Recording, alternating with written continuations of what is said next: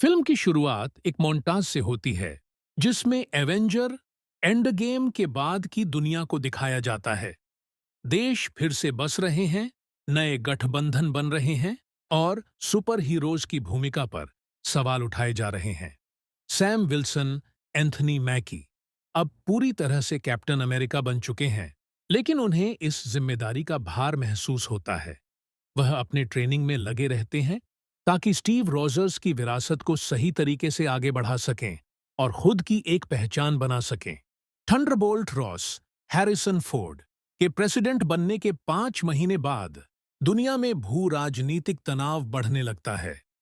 इसका मुख्य कारण है एडामेंटियम की खोज, जो इंडियन ओशन में सेलेस्टियल टियामट के शरीर में पाया जाता है।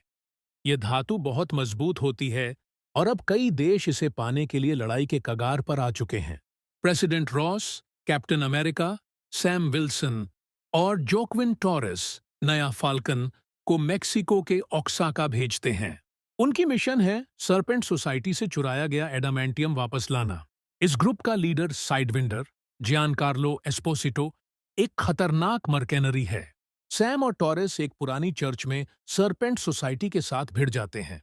एक जबरदस्त फाइट होती है जिसमें सैम अपनी शील्ड और फॉल्कन सूट का पूरा इस्तेमाल करते हैं।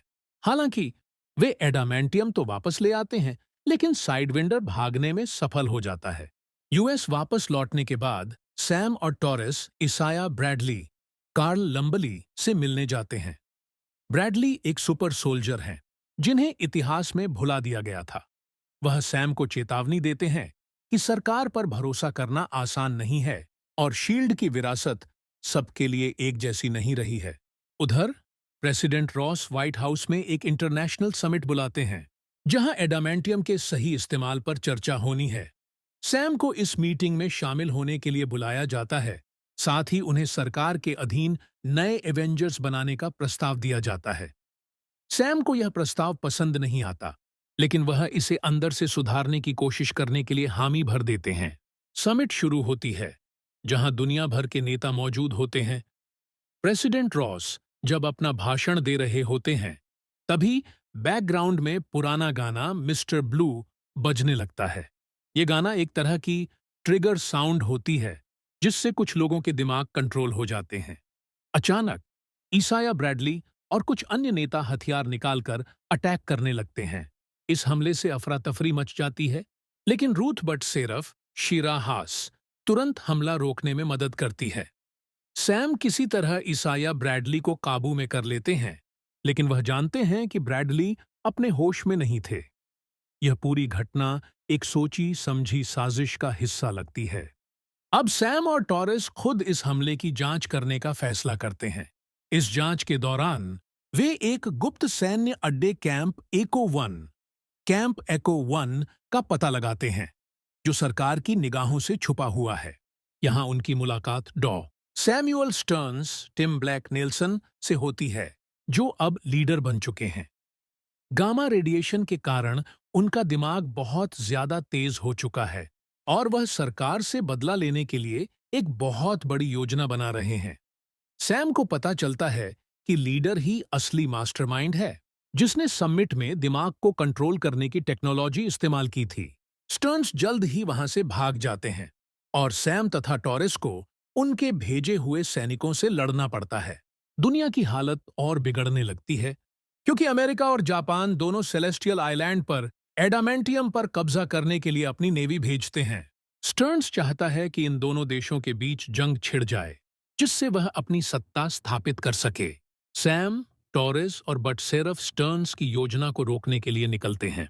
उन्हें पता चलता है कि स्टर्न्स माइंड कंट्रोल पायलट्स की मदद से जापान की आर्मी पर हमला करवाने वाला है, जिससे अमेरिका पर झूठा इल्जाम लगे।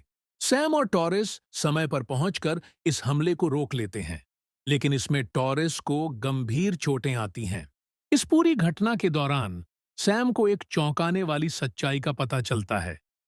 प्रेसिडेंट रॉस की सेहत बिगड़ रही थी और वह स्टर्न्स के बनाए गए गामा इन्फ्यूज्ड ट्रीटमेंट्स ले रहे थे। इन ट्रीटमेंट्स ने रॉस को असाधारण ताकत तो दी थी, लेकिन अब वह अपने आप को काबू नहीं कर पा रहे थे। स्टर्न्स इस बात को दुनिया के सामने उजागर कर देता है जिससे प्रेसिडेंट रॉस की छवि खराब हो जाती है। इसी दौरान गामा रेडिएशन के कारण रॉस खुद रेड हल्क में बदल जाते हैं और पूरे व्हाइट हाउस में हंगामा मच जाता है। फाइनल बैटल और अंत। कैप्टन अमेरिका को अब न केवल स्टर्न्स को रोकना है, बल्कि रेड हल्क बने प्रेसिडेंट रॉस को भी काबू में करना है। एक जबरदस्त लड़ाई के बाद सैम किसी तरह रॉस को शांत करने में सफल होते हैं। फिल्म के अंत में अमेरिका और जापान के बीच युद्ध टल जाता है, लेकिन एडामेंटियम को लेकर दुनिया अभी भी अस्थिर बनी रहती है। सैम एक नए कैप्टन अमेरिका के रूप में खुद को स्थापित कर लेते हैं और एवेंजर्स की नई टीम बनाने की ओर पहला कदम बढ़ाते हैं। फिल्म के अंत में एक सीक्रेट लैब में किसी को एडामेंटियम से एक नई सुपर सोल्जर सीरम बनाते हुए दिखाया जाता है। पर्दे पर एक छाया नजर आती है और एक आवाज सुनाई देती है, अब समय आ गया है।